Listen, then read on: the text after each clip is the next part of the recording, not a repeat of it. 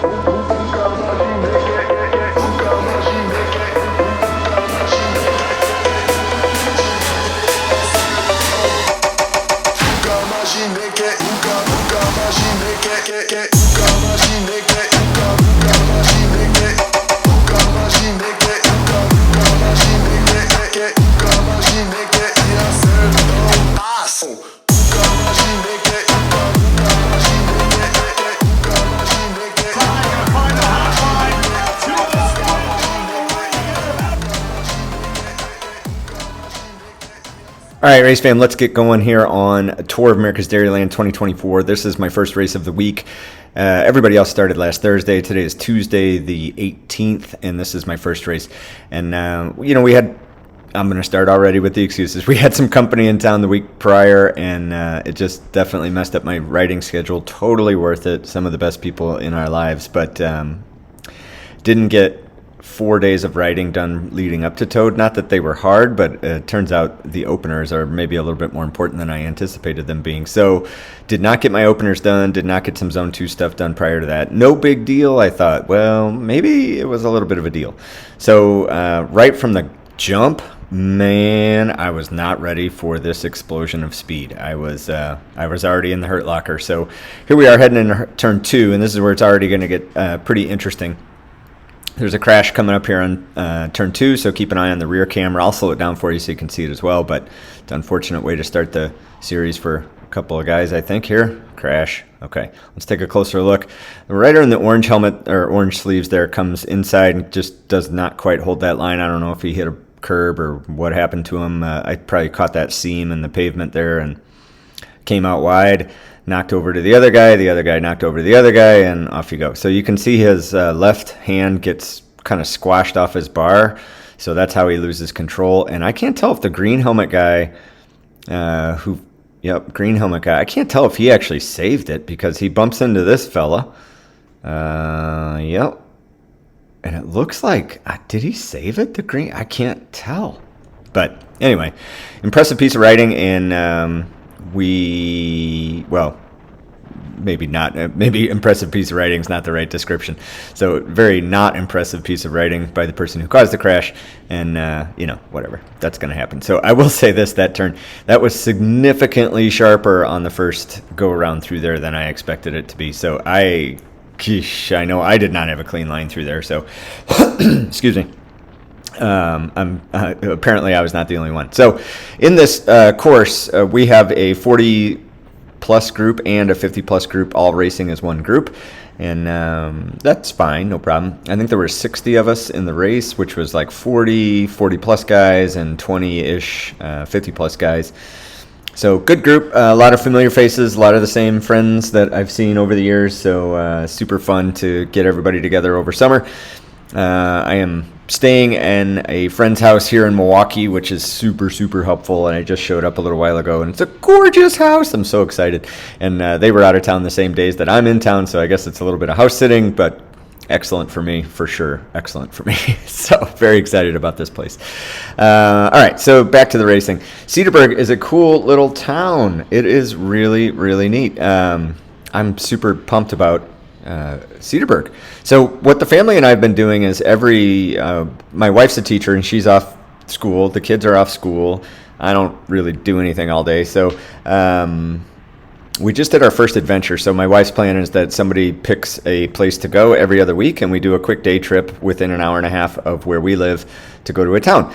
And so the other week we went to Lake Geneva and went zip lining, super cool. And I got to tell you, I am picking Cedarburg. It is a cool little town. It's really, really pretty. So Cedarburg is just north of Milwaukee, and it's a nice, sleepy little town, and lots of shops and restaurants and all kinds of stuff. So just real quick, going into Tour of America's Dairyland series, I felt like I did not quite give it the same level of dedication as I did last year. So my weight was up like a whopping 3 pounds, no big deal.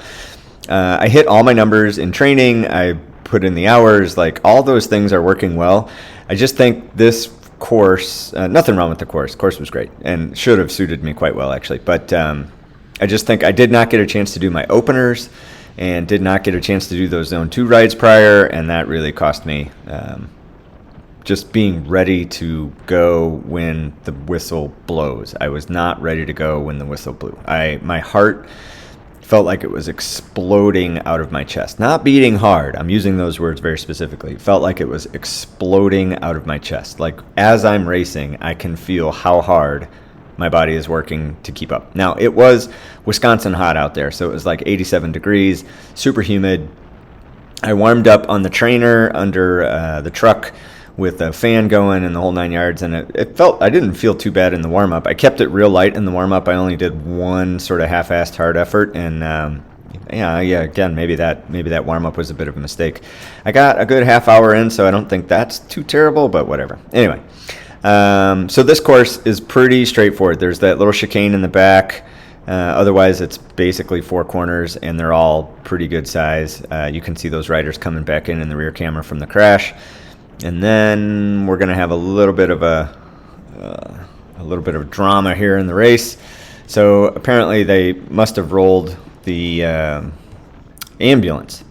So after it's super interesting. I don't actually know what's going on here because we did a couple laps. We went through the area where the crash was. That I didn't see anything obstructing the course. There was another crash between turns 2 and 3. That rider went down by himself. I don't know if I got footage of that. Actually, if I did, I guess it would be coming up. I didn't look for that prior. So maybe he got more hurt than I thought, and maybe they rolled the ambulance for him. Maybe they didn't actually roll the ambulance, but anyway, they closed the course, so you'll see that in a few minutes. We're going to have a restart here coming up.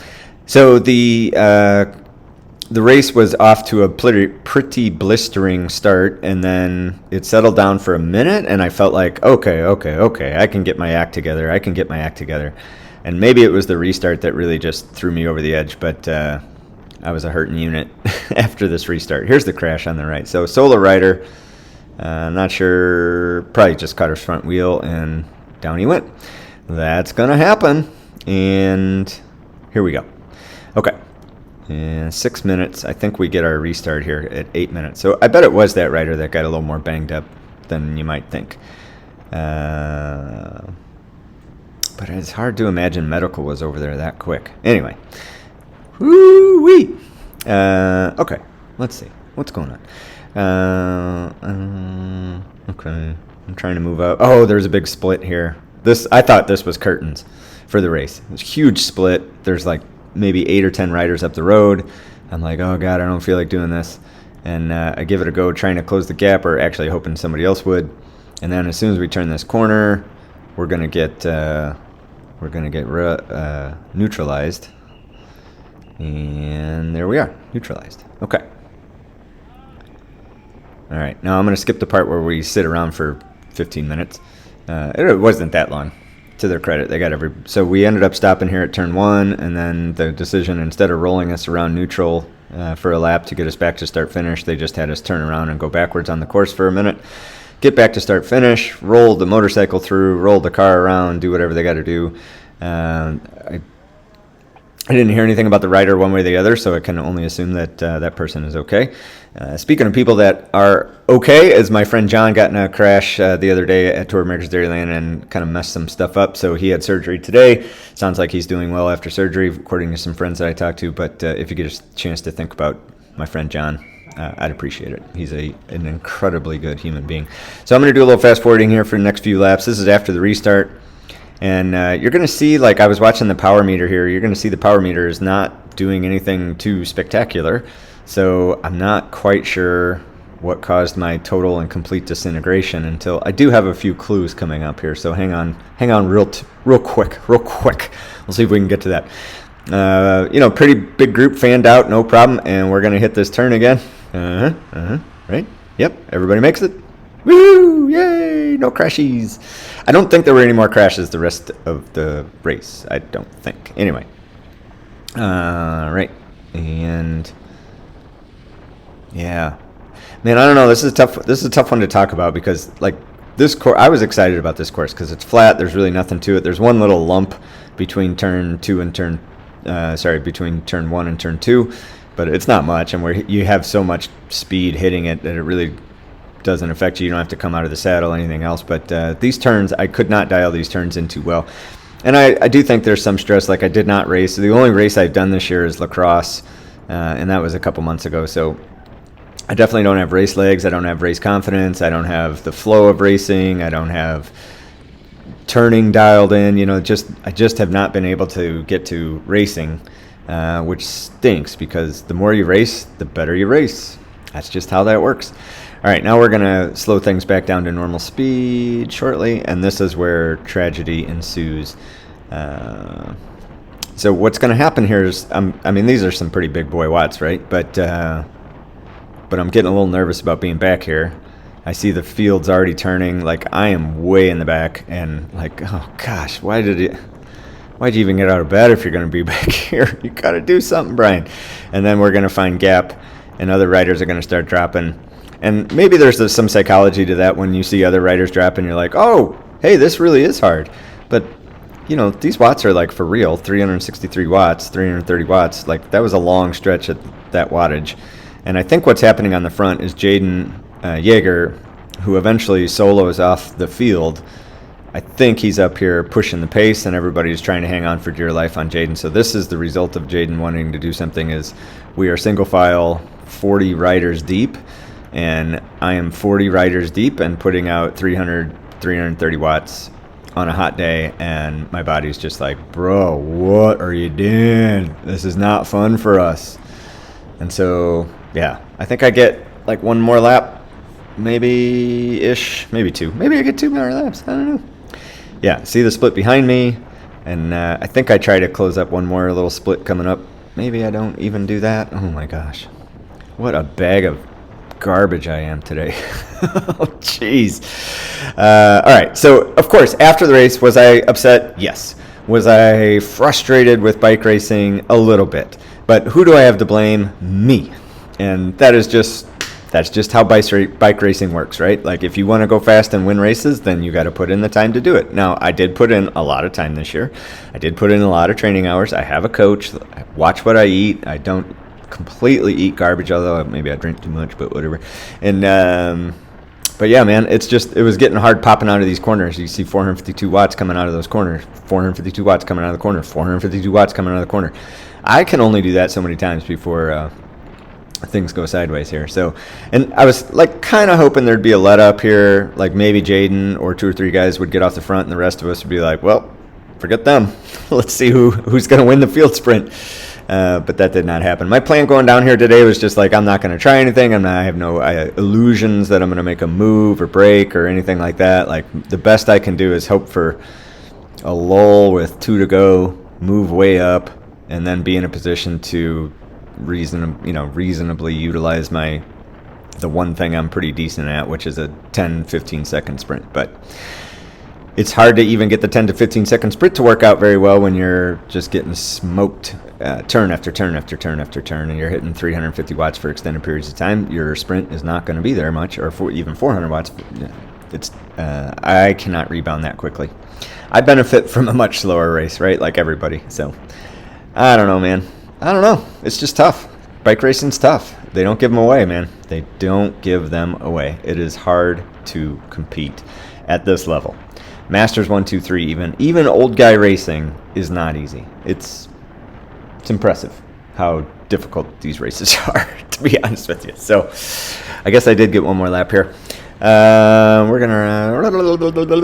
Oh, by the way, if you get a chance, please like, subscribe, comment, all those good things for YouTube.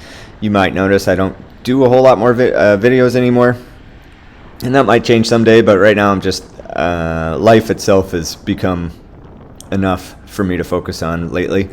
The last 6 months have been nothing bad, all good things, but it's just a lot of life things that I've taken on.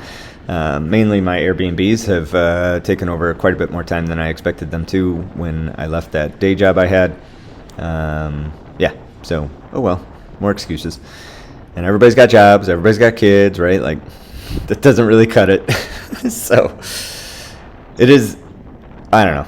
It's constantly impressive, and I also want to use this word specifically. It's inspiring to see so many guys out here racing their bikes really, really quickly, maintaining their fitness. Hopefully most of them are maintaining their family relationships, maintaining their jobs, right? But some of these 50-plus guys I'm out here with, like, they're killing it. I mean, they outrode me for sure today, and, they got, some of them have 10 years on. I am 48 racing age, so I'm not that far away from 50-plus riding, but again, impressive and inspiring. I love that older folks can stick with cycling to the point of going really, really quickly. Like, there's no joke. Like, I don't think probably 95% of the population in the United States would have no chance of this level of physical exertion of a 50 Masters 1 or 50 plus or 40 plus Masters 1, 2, 3, which is cool. So that's something I can be proud of. I'm happy with that. I'm not going to beat myself up over results or any of that stuff. My optimism indicates that today was an opener and tomorrow's going to go maybe a little bit better, although tomorrow's course is not the best for me, but we'll see.